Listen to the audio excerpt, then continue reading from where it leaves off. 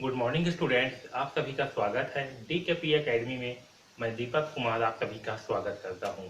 आज के इस वीडियो में हम प्रश्नावली 6.1 के सारे प्रश्नों को एक एक करके हल करेंगे। ओके, तो चलिए स्टार्ट करते हैं। देखिए, सबसे पहला प्रश्न क्या है।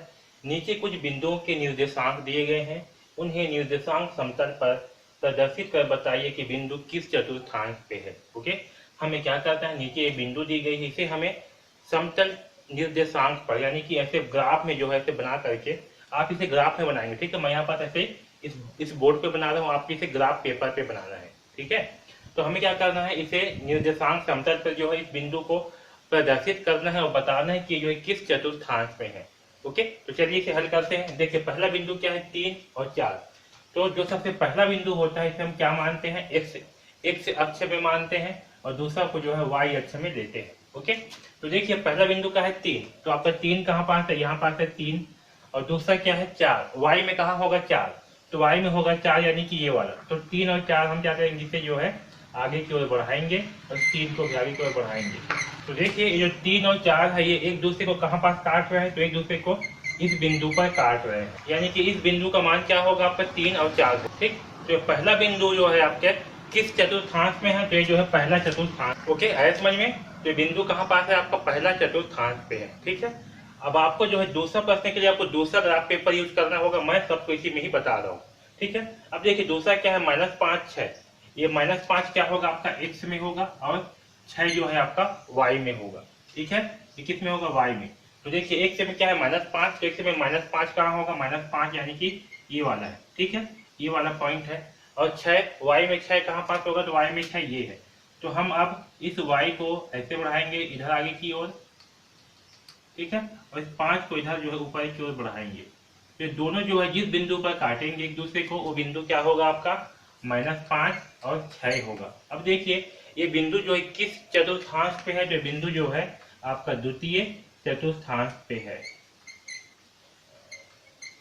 ठीक है, इसी प्रकार से देखिए तीसरा प्रश्न, -2 -1। ये आपका -2 क्या होगा, ये आपका x वाला होगा और -1 y वाला। तो देखिए -2 कहाँ पास है, x में, तो x में -2 ये है और y में -1 कहाँ, तो ये है।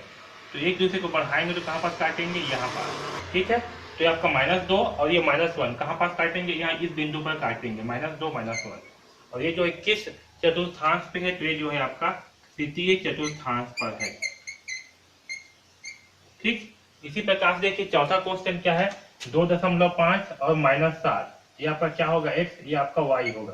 तो देखिए जो 2.5 है ये कहाँ होगा, तो ये आपका क्या है 2। तो 2 के बीचों बीच आपके ग्राफ पेपर में डिब्बा होगा, उसमें आपको 5 पॉइंट गिनना होगा। ठीक है, एक एक लाइन होते हैं ग्राफ में, क्या है एक एक डिब्बा होते हैं, उस डिब्बा में 10-10 लाइन होते हैं।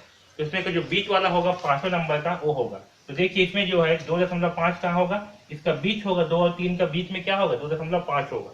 ठीक है, तो ये वाला पॉइंट यहाँ पास है और -7 कहाँ, यहाँ पास है। तो चलिए -7 को इधर आगे बढ़ाएंगे और 2.5 को इधर नीचे की ओर बढ़ाएंगे। तो ये जो है जिस बिंदु पर एक दूसरे को काटेंगे ये वाला पॉइंट क्या होगा, 2.5 और -7 होगा। और ये जो है किस चतुर्थांश पे है, तो ये जो है आपका चौथा चतुर्थांश पर है। ठीक, आया समझ में। तो इस प्रकार से हम प्रश्नावली 6.1 के पहला प्रश्न को हल करेंगे।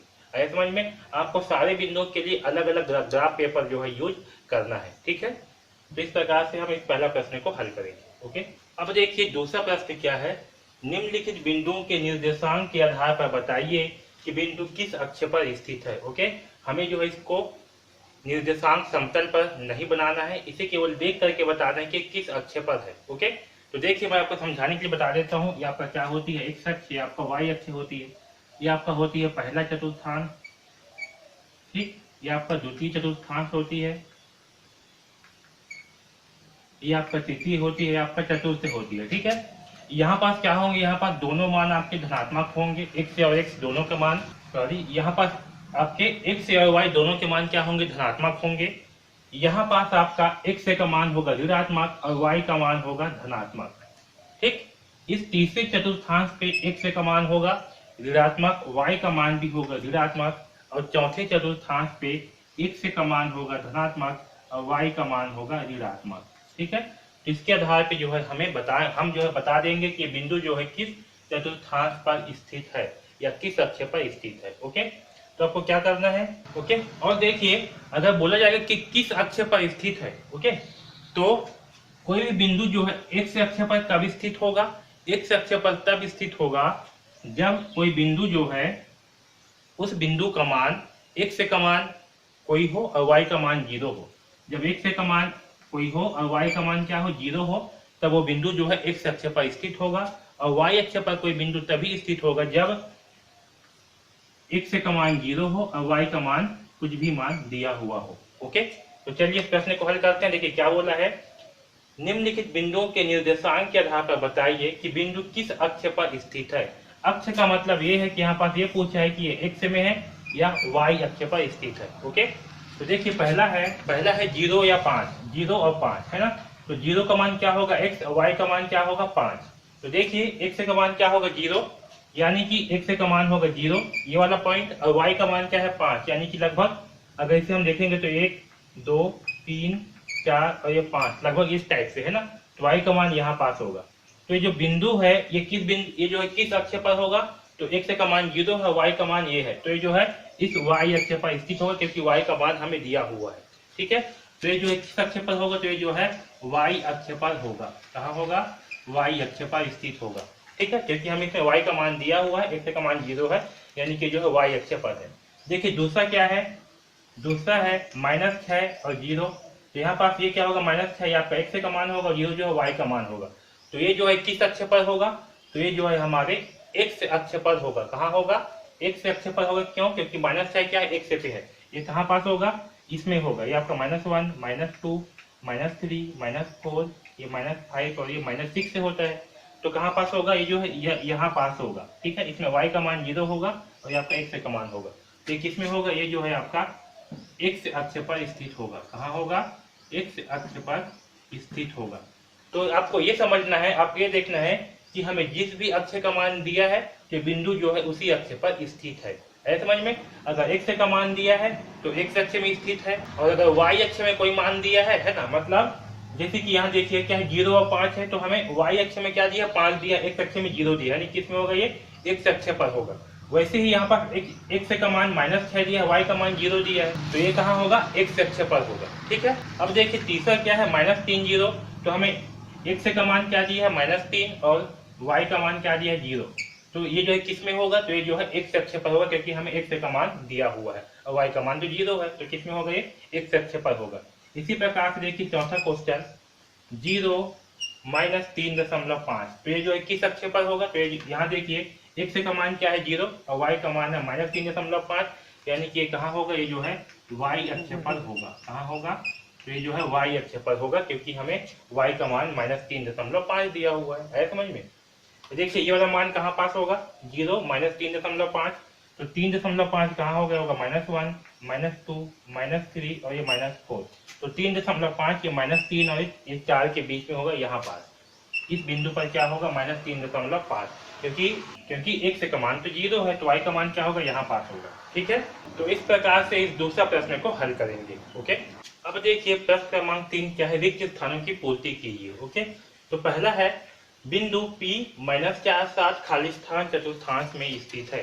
तो देखिए ये जो चतुर्थांश होते हैं, ओके, यहाँ पास क्या होती है, इस वाले भाग में आपका दोनों संख्याएं जो है धनात्मक होती हैं, x भी और ऋण भी। ओके, इस वाले भाग में क्या होती है, x जो है आपका ऋणात्मक होती है और y जो है आपका धनात्मक होती है। ठीक है, इस वाले भाग में क्या होता है, x जो है आपका ऋणात्मक होती है और y भी आपका ऋणात्मक होती है। इस वाले भाग में क्या होती है, x जो है आपका धनात्मक होती है और y जो है आपका ऋणात्मक होती है। ठीक है, तो देखिए हमें क्या दिया है, बिंदु P -4 -7। तो x क्या है आपका ऋणात्मक और y क्या है आपका धनात्मक, यानी कि ये जो है किस चतुर्थांश पे होगा, तो देखिए x जो है ऋणात्मक कहाँ होती है, इसमें इस द्वितीय चतुर्थांश पे, और y जो है धनात्मक होते हैं, यानी कि ये बिंदु जो है किस चतुर्थांश पे है, तो बिंदु जो है आपका द्वितीय चतुर्थांश पर है। कहाँ है, द्वितीय चतुर्थांश पे है। ओके, अब देखिए x अक्ष पर स्थित किसी बिंदु का y निर्देशांक। अब देखिए जैसे कि कोई बिंदु है, वो कहाँ पास है, वो जो है इस x अक्ष पर है। कहाँ पास है, इस x अक्ष पर है, तो इसका y का निर्देशांक क्या होगा, ये आपका y वाला है। तो ये जो है किसमें है, ये एक्स लाइन पे है, तो इसका y का निर्देशांक क्या होगा, 0 होगा, तभी जो है ये बिंदु एक्स अक्ष पर होगा। इसके y का निर्देशांक क्या होगा, 0 होगा या 0 होगा। ओके, अब देखिए तीसरा, निर्देशांक समतल पर दोनों अक्ष परस्पर खाली स्थान होते हैं। ये क्या है आपका एक निर्देशांक समतल, इसमें दोनों अक्ष क्या होते हैं, एक दूसरे के लंबवत होते हैं, यानी कि परस्पर लंबवत होते हैं। ओके, तो खाली स्थान पे आएगा लंबवत होते हैं। अब देखिए चौथा, y अक्ष पर स्थित किसी बिंदु का x निर्देशांक खाली स्थान होता है। देखिए y अक्ष पर स्थित किसी बिंदु का x निर्देशांक, अब देखिए जैसे कि कोई कहाँ पास है, y अक्ष पर है, आपका y अक्ष है, इस पे क्या है बिंदु है, तो x अक्ष का निर्देशांक क्या होगा, सेम जैसे कि अगर कोई बिंदु x अक्ष पर है तो उसका y का निर्देशांक क्या होता है, 0। इसी प्रकार से कोई बिंदु अगर कोई बिंदु अगर y अक्ष पर है तो उसका x अक्ष का निर्देशांक भी क्या होगा, 0 होगा। ठीक है, तो यहाँ पास आएगा 0 या 0। ओके, अब देखिए पांचवा, मूल बिंदु के निर्देशांक। मूल बिंदु के निर्देशांक खाली स्थान होते हैं। ये आपका क्या होती है, जहाँ पास x अक्ष और y अक्ष एक दूसरे को काटते हैं, इस बिंदु को क्या कहते हैं, मूल बिंदु कहते हैं। और इस मूल बिंदु का मान क्या होता है, तो इस मूल बिंदु में जो है x और y दोनों का मान 0 0 होता है। ओके, तो इस मूल बिंदु के निर्देशांक क्या होंगे, तो इस मूल बिंदु के निर्देशांक जो है 0 0 होंगे। यहाँ पास क्या होते हैं, इसका मान जो है 0 0 होता है। आया समझ में? तो इस प्रकार से हम इस तीसरा प्रश्न को हल करेंगे। ओके,